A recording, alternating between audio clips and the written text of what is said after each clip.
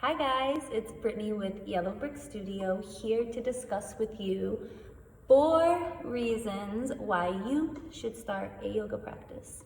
So, reason number 1, and probably the most obvious reason a lot of people would adopt a yoga practice, is for the physical aspects that it brings to your body.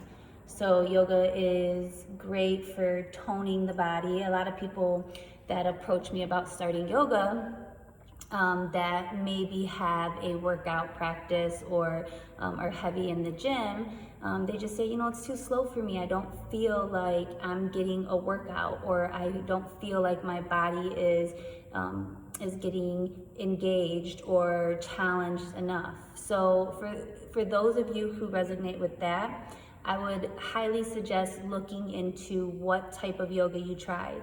So if you're someone who wants that really strong, powerful practice to tone and strengthen your body, you're not going to want to attend a slow flow yin class where you're holding the poses and it is very slow. And you're not going to want to go to like a hatha based yoga class where you're moving very slow and it's not necessarily so much about the physical aspects of yoga, and it's more on the other, it brings you other benefits of yoga.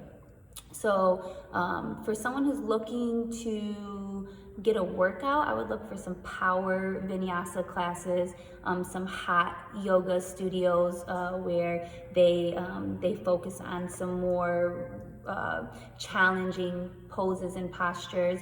Ashtanga is a good place for that powerful practice. So if you're someone who's looking for that, those are a couple things for you to try. And even if you don't do those powerful standing on your head and like these extravagant yoga poses, you're still going to get great health benefits for the body.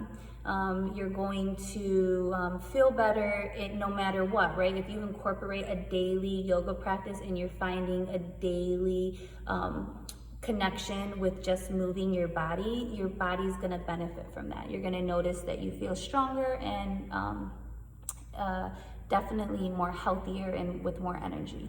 So reason 1.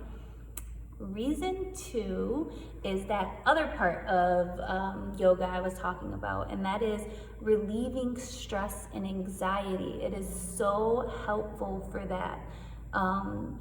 What happens is we store stress and that bad juju in our body, in our muscles, in our tissues, right? I like to say we got issues in our tissues, because we do. Like when we go through life in our day and negative energy and negative or just heavy lower vibrations, anything that comes to us, it likes to stick.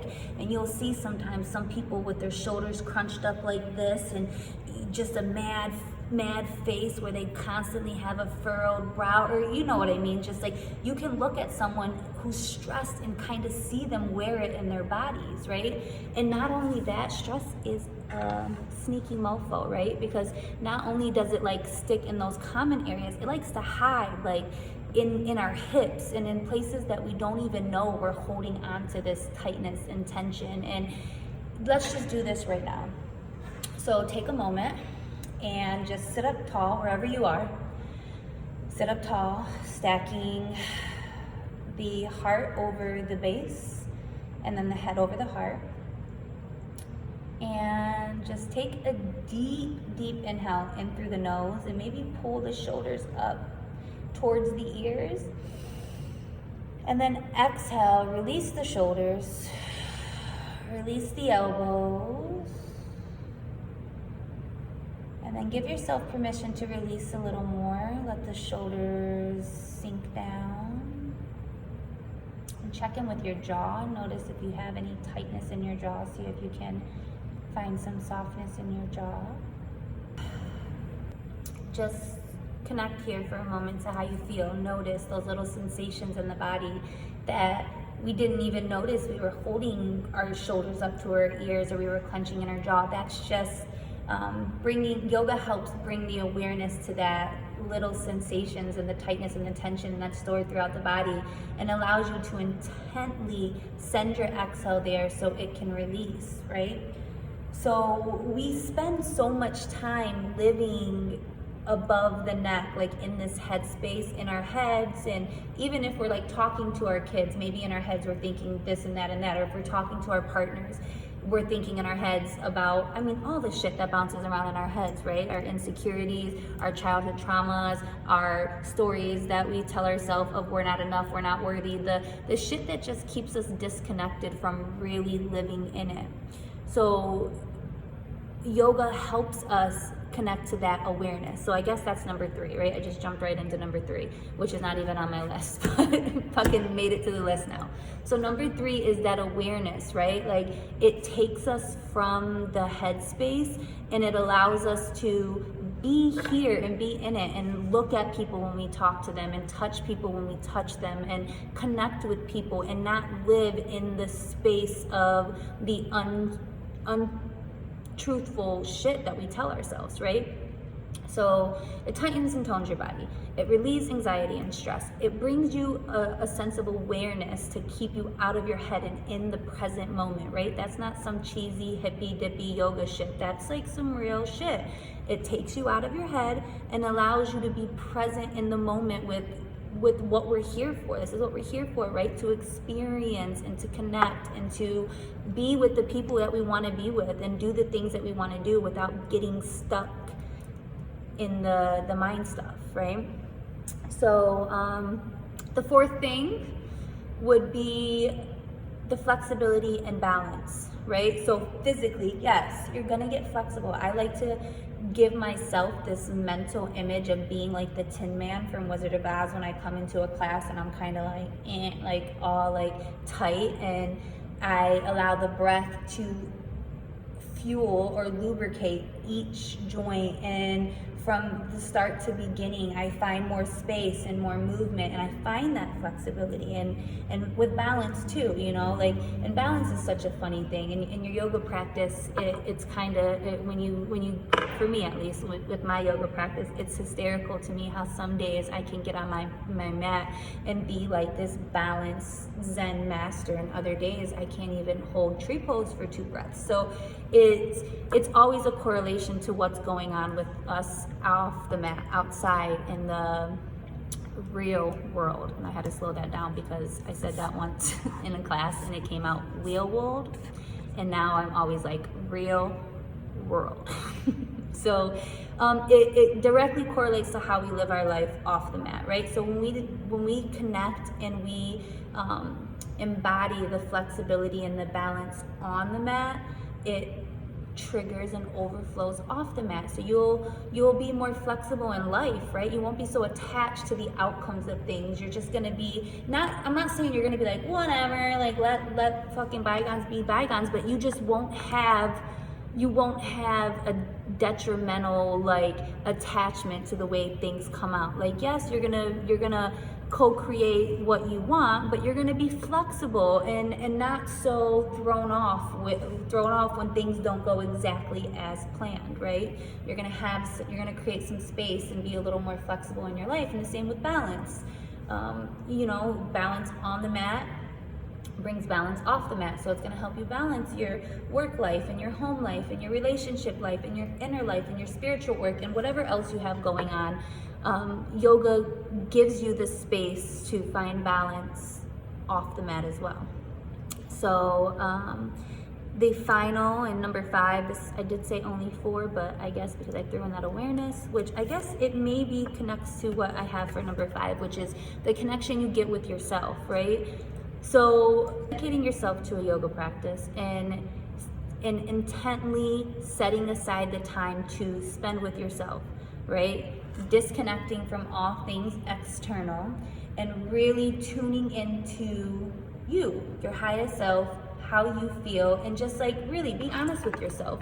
When's the last time you checked in with yourself? When's the last time you asked yourself how you're doing? Like, seriously, like, when's the last time you've taken the time to close your eyes, sit with yourself, and just say, how you doing today? How do you feel about this? Like, where is your emotional body about today? Where is your mental body about today? Where is your spiritual body about today? You know what I mean? Like connecting and really just checking in with yourself. And for me, that was always hard. Like, I guess this is rounding out to be meditation as number 5, because ultimately that's what meditation is, right? It's spending time with yourself, spending time with your source, whoever, whatever that may be, and just really connecting to the big picture of this whole thing, like what we're here, what we're doing. So the quickest way to finding your purpose and finding that higher vibration of who you want to be is spending time with yourself, you know, connecting with yourself. Like, how are you going to co-create a life you want to live when you don't know what the hell you want? You don't know what you want. And if you want to figure out what you want and what your purpose is here and just live a life of service, you want to spend time with yourself and get to know yourself and be confident and stand behind, like, this feels really good to me. And we have those internal conflicts and other dialogues and that mind stuff again, right? These all play hand in hand, guys. Yoga is the union, the yoking together of all these things, right? I don't know, I lost myself because I like to ramble. But, so let's just really quick go through the top 5 things. 1, great for your body, physical body. Toning and tightening and creating this nice physical shell that we live in. Great for reducing anxiety and stress, right? Issues in the tissues, let them go. Number 3, snuck in there, awareness. It takes you from your head, brings you to this present moment, allows you to live a life of passion and connectedness and aware of and being actually present in it.